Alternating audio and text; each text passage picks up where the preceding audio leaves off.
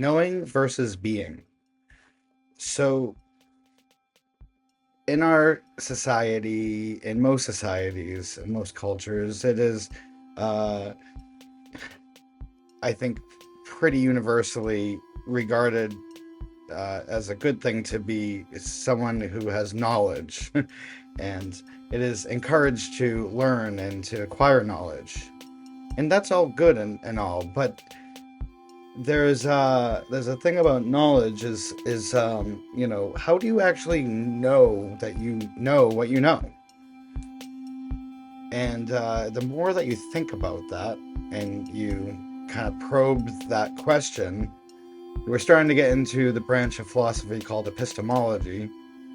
And epistemology is probably one of the best fields of philosophy, in my opinion, if you want to get to the root of your beliefs, right? Especially in spiritual work or anything like that. Epistemology really gets to the crux of the issue in your spiritual work, and that is that how do you really know what you know, and how much of what you consider knowledge or just common knowledge, how much of that is a belief, right?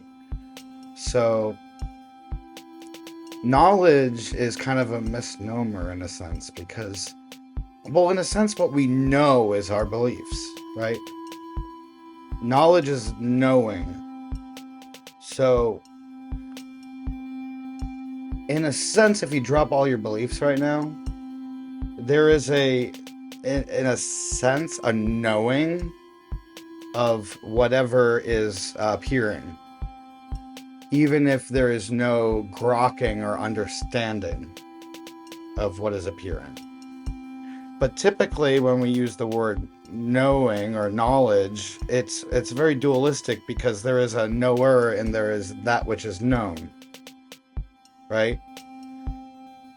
But the more that we realize that everything that we conventionally call known or knowledge is actually beliefs, that's all founded and couched within other belief systems or metaphysics or axiomatic worldviews.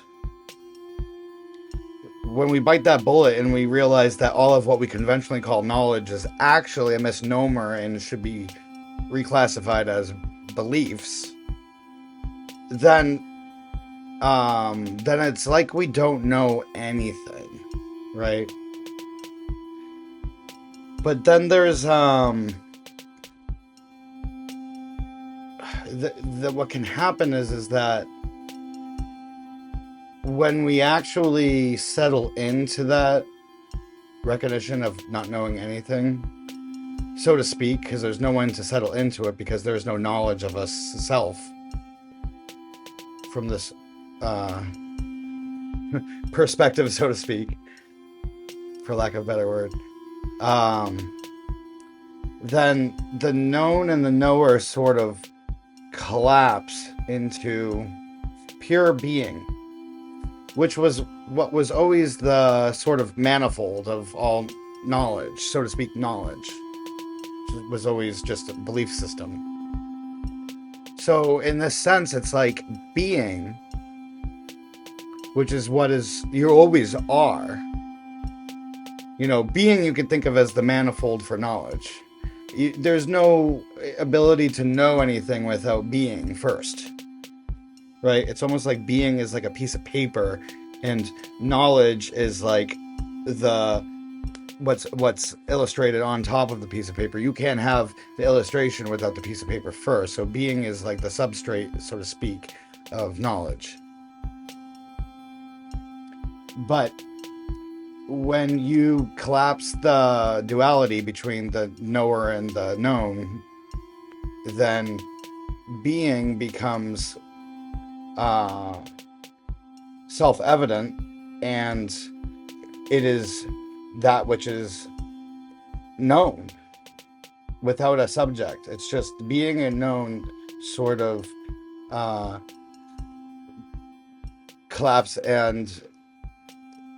into each other. So the only knowledge that anybody truly has is their knowledge of themselves being, or not even of themselves being. Better of what I mean to say is that the only knowledge anybody has is the knowledge of being. If you like this video, then please hit the like button. If you have anything you want to say, then please comment down below. If you want to see more content, then please hit the subscribe button. If you know anybody who might like this, then please share it. And if you'd like to get a notification the next time I drop new content, then hit that little bell button. And I hope you have a great rest of your day.